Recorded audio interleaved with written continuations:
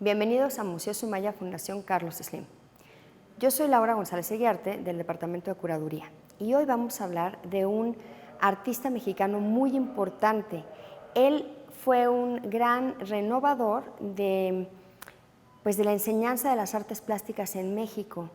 Impulsó muchísimas reformas en cómo se enseñaban las artes en México y por eso es una figura tan importante. Estamos hablando de Alfredo Ramos Martínez. Además de que su obra y su vida transcurren entre las últimas décadas del siglo XIX y las primeras del siglo XX, entonces su espíritu y sus intereses siempre van a estar entre estas como dos siglos, está a caballo entre los dos siglos porque además le toca recibir algunos beneficios durante el Porfiriato y todavía transcurre su obra plástica durante prácticamente toda la Revolución Mexicana. Bueno, les decía que él nace en 1871 en Monterrey, Nuevo León, y desde muy joven empieza a mostrar estas aptitudes en la pintura que en algún momento, muy joven todavía, hace un retrato del gobernador de Nuevo León y el gobernador de Nuevo León queda fascinado al grado que envía este retrato a un concurso de artes plásticas en San Antonio, Texas, que gana, que es el primero de muchos premios que va a ganar Ramos Martínez, y como gana el primer premio, recibe todo este apoyo tanto del gobierno local de Nuevo León y del gobierno federal para venir a estudiar artes plásticas a México. Y entonces se incorpora a la Academia de Artes Plásticas, ¿no?, en México, justamente para empezar a pintar. Pero ¿qué creen? No es feliz ahí. Era muy infeliz. ¿Por qué? Porque Alfredo Ramos Martínez anhelaba poder pintar al aire libre, poder estar allá afuera. Y en ese momento la enseñanza de las artes estaba muy circunscrita a hacerlo siempre en el estudio, ¿no? De hecho, José Juan Tablada, que es uno de sus biógrafos, decía que Ramos Martínez estaba muy frustrado porque a él, que vivía en el barrio de Coyoacán, le gustaba mucho salir a bocetear al aire libre y retratar lo que pasaba cotidianamente a su alrededor. Y no se ve, no tiene esta oportunidad de hacerlo desde la escuela. Pero bueno, su desarrollo siempre fue muy, muy exitoso. Y entonces, en su momento, Porfirio Díaz le pide que diseñe a mano los menús de una fiesta que va a tener con dignatarios de Estados Unidos, entre quienes venían el senador Hearst, el padre que va a ser el magnate del periodismo en Estados Unidos a principios del siglo XX, de William Randolph Hearst, y su esposa Phoebe Apperson, van a estar en esta cena. Y Phoebe Apperson ve el menú que pintó, cada uno de los menús a mano, Alfredo Ramos Martínez, y queda fascinada y le encanta lo que ve y pide conocer al artista, y cuando lo conoce, él le dice que ha estado aplicando a becas en Francia, pero que no ha obtenido ninguna, bueno, que ya encontró cómo entrar a la escuela, pero que no tiene como este apoyo económico.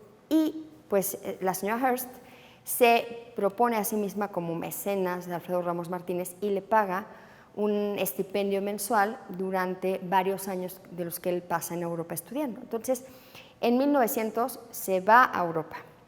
¿Qué estaba pasando en Europa? Bueno, era la Belle Époque y era una época llena de intereses de carácter artístico, un esplendor social y un intercambio social muy interesante, y quien lo adopta bajo su ala y le presenta a los grandes artistas y bohemios de la época, un bon vivant auténticamente, fue Rubén Darío, el poeta nicaragüense.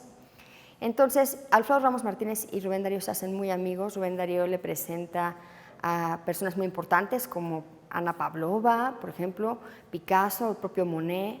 Y bueno, imagínense esa fascinación que pudo haber sentido Ramos Martínez al encontrarse en Europa en este momento del apogeo de los finales del impresionismo, el postimpresionismo y las primeras vanguardias, ¿no? En 1903 y 4 empieza a hacer viajes a diferentes lugares, va a España, va a los Países Bajos, con Rubén Darío. Y en esa época empieza a dejarse influir por la obra de Van Gogh, pero la obra como la que exhibimos aquí en el Museo Sumaya, la obra temprana de Van Gogh, ¿no? que está marcada por estos tonos ocres, cafés, del campo neerlandés, y pues tiene una crítica social y un ejemplo del realismo social. En 1904 viaja a esta zona de España, de Francia, perdón, que se llama Bretaña, que es de donde viene esta obra. Estos son unos bretones, que es la gente, la etnia que habita en la zona de Bretaña. Los bretones mantuvieron prácticamente una especie de independencia, de comunidad independiente, hasta pues, finales del siglo XVIII, principios del XIX, que empiezan a tener que emigrar al resto de Francia y se mezclan mucho más.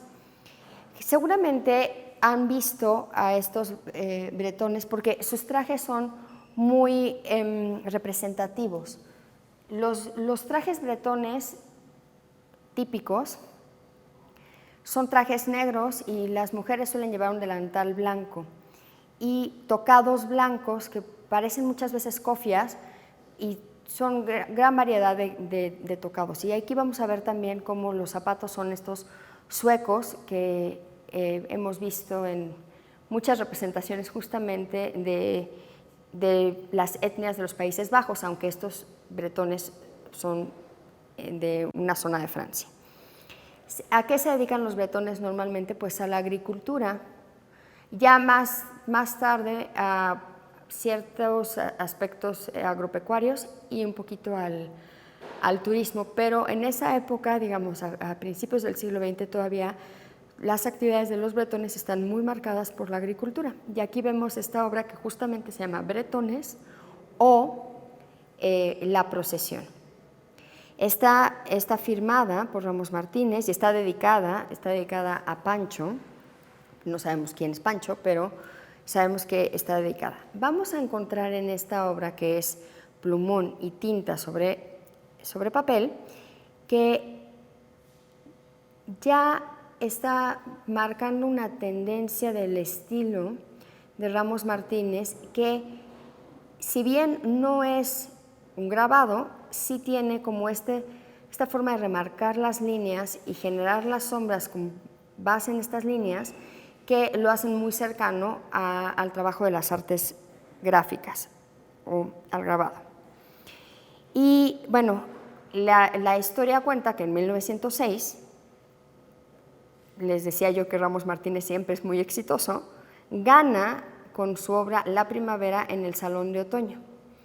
Y entonces, bueno, la señora Hearst ya considera que Ramos Martínez es, desde luego, un pintor consumado y le retira el apoyo que le había estado dando en los últimos 6 años de una mensualidad. El pobre Ramos Martínez ya no sabía ni qué hacer, porque entonces le empieza a ir muy mal, ¿no?, económicamente, y empieza a hacer como muchos trabajos menores, trata de desarrollar una carrera en Londres, no le va muy bien, expone, sí, tiene varias exposiciones en Europa, pero no adquiere el éxito que estaba buscando. Así que en 1910 regresa a México y se incorpora a la Escuela Nacional de Artes Plásticas como maestro, pero justamente en 1911, ya con el movimiento revolucionario encima y demás, pues hay una huelga en la Escuela Nacional de Artes Plásticas y a él lo nombran, por si se pone del lado de los alumnos, director asistente, y bueno, en 1912 cambia su nombre a la Academia Nacional de Artes Plásticas, y en 1913 funda algo que es importantísimo en la historia de México, la Escuela de Pintura al Aire Libre.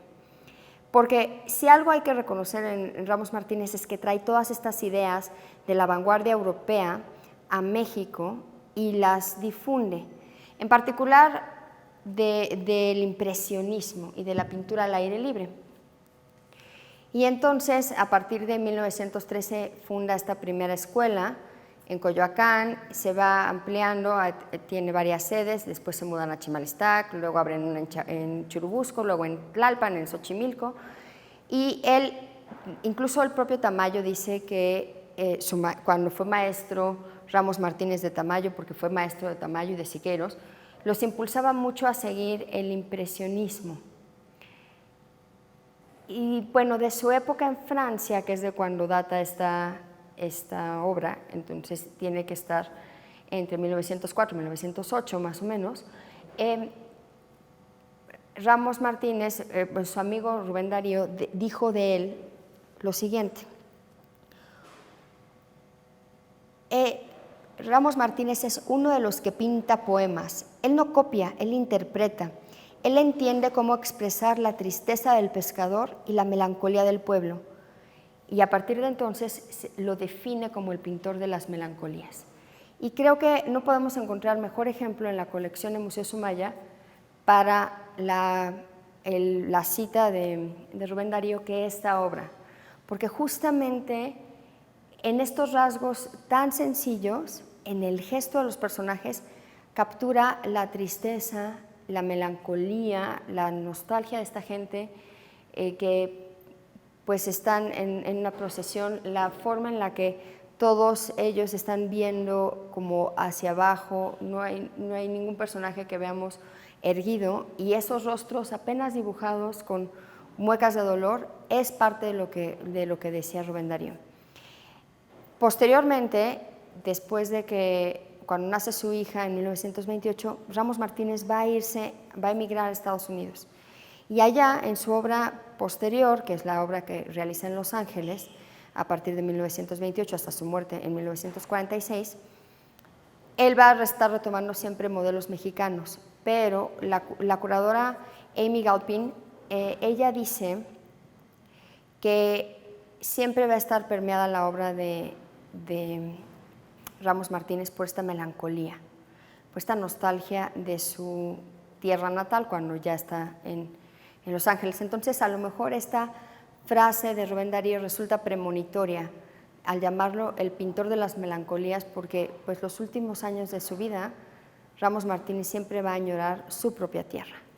Bueno, muchas gracias, los esperamos en otras cápsulas y pues conozcan la demás obra que tenemos de Ramos Martínez aquí en Museo Sumaya. En nuestra exposición 20 siglos de arte en México tenemos varias obras expuestas. Muchas gracias.